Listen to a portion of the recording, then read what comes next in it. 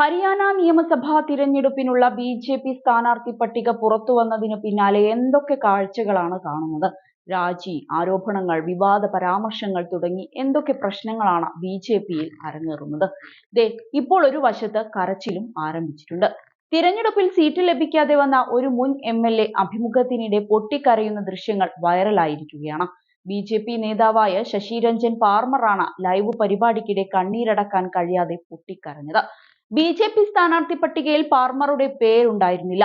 ഒരുപാട് ആഗ്രഹിച്ചിട്ടും ബി.ജെ.പി. തന്നെ കൂടെ കൂട്ടിയില്ലെന്നറിഞ്ഞപ്പോൾ പൊട്ടിക്കരയുകയായിരുന്നു നേതാവ്.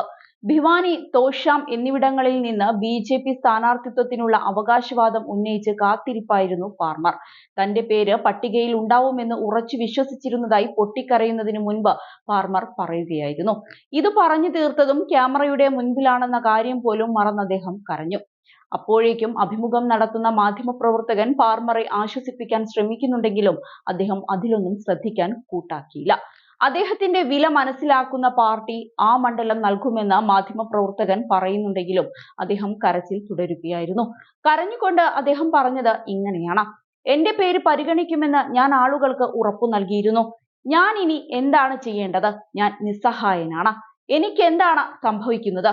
എന്നോട് പെരുമാറിയ രീതി വല്ലാത്ത വേദനയുണ്ടാക്കുന്നതാണ്. എന്ത് തരത്തിലുള്ള തീരുമാനങ്ങളാണ് അവർ സ്വീകരിക്കുന്നത് എന്നാണ് നേതാവ് കരഞ്ഞുകൊണ്ട് പറഞ്ഞത്. വരാനിരിക്കുന്ന ഹരിയാന നിയമസഭാ തിരഞ്ഞെടുപ്പിനുള്ള 67 സ്ഥാനാർത്ഥികളുടെ ആദ്യ പട്ടിക ബി.ജെ.പി. ഇന്നലെയാണ് പുറത്തിറക്കിയത്. അതിൽ നിർണായക മാറ്റങ്ങളുമുണ്ടെന്നതാണ് സവിശേഷത. 9 സിറ്റിംഗ് എം.എൽ.എമാരെ മത്സര രംഗത്ത് നിന്ന് ഒഴിവാക്കിയതാണ് ഇപ്പോൾ ചർച്ചകൾക്ക് വഴിയൊരുക്കിയിരിക്കുന്നത്. നിലവിൽ കർണാൽ നിയമസഭാ മണ്ഡലത്തിൽ നിന്നുള്ള എം.എൽ.എ.ആയ മുഖ്യമന്ത്രി നയാബ് സിംഗ് സൈനി ലഡ്വാ സീറ്റിൽ മത്സരിക്കുമെന്നാണ് അറിയിച്ചിട്ടുള്ളത്. പാർമർ മത്സരിക്കുമെന്ന് കരുതിയ തോഷം സീറ്റിൽ ബി.ജെ.പി. രാജ്യസഭാ എം.പി കിരൺ ചൗധരിയുടെ മകൾ ശ്രുതി ചൗധരിയാണ് ഇക്കുറി മാറ്റുരയ്ക്കുന്നത്.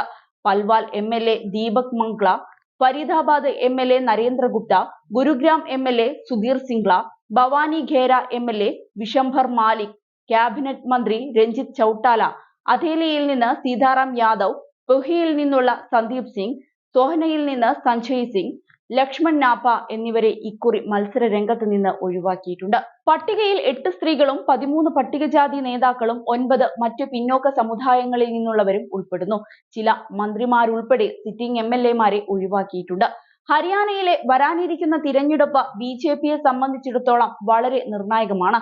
2019 സംസ്ഥാനത്തെ 19 ലോക്സഭാ സീറ്റുകളും വിജയിച്ച ബി.ജെ.പിക്ക് ഇത്തവണ 5 എണ്ണം മാത്രമാണ് ലഭിച്ചത്. 5 സീറ്റ് കോൺഗ്രസിന് മുന്നിൽ അടിയറവ് വെച്ചു.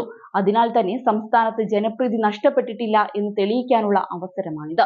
മറുവശത്ത് കോൺഗ്രസ് ആം ആദ്മി പാർട്ടി സഖ്യ ചർച്ചകൾ സജീവമാണ്. 2014 മുതൽ ഹരിയാന ഭരിക്കുന്ന ബി.ജെ.പിയെ താഴെ ഇറക്കാൻ അനുകൂലമായ സാഹചര്യമാണിതെന്നാണ് പ്രതിപക്ഷത്തിന്റെ വിലയിരുത്തൽ. 90 അംഗ നിയമസഭയാണ് ഹരിയാനയിലേത്. സംസ്ഥാനത്ത് ഒക്ടോബർ 5 വോട്ടെടുപ്പും ഒക്ടോബർ 8 വോട്ടെണ്ണലും നടക്കും.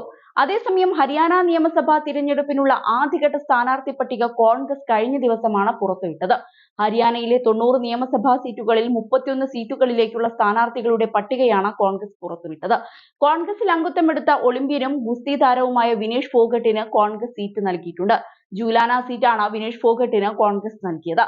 കോൺഗ്രസിൽ ചേർന്ന മണിക്കൂറുകൾക്ക് ശേഷമാണ് വിനേഷ് ഫോഗട്ടിന് ഹരിയാന തിരഞ്ഞെടുപ്പ് ടിക്കറ്റ് ലഭിച്ചത്. വിനേഷിനൊപ്പം ടോക്കിയോ ഒളിമ്പിക്സിലെ മെഡൽ ജേതാവ് ബജ്രംഗ് പൂനിയയും കോൺഗ്രസിൽ ചേർന്നിട്ടുണ്ട്. മുൻ WFI തലവനും മുൻ ബി.ജെ.പി. എം.പിയുമായ ബ്രിജ് ഭൂഷൺ ശരൺ സിംഗിനെതിരായ പ്രതിഷേധത്തിൽ മുൻനിരയിലുണ്ടായിരുന്ന താരങ്ങളാണ് വിനേഷ് ഫോഗട്ടും ബജ്രംഗ് പൂനിയയും. ഇന്ത്യൻ റെയിൽവേയിലെ ജോലി രാജിവെച്ച ശേഷമാണ് വിനേഷ് ഫോഗട്ട് കോൺഗ്രസിൽ ചേർന്നത്.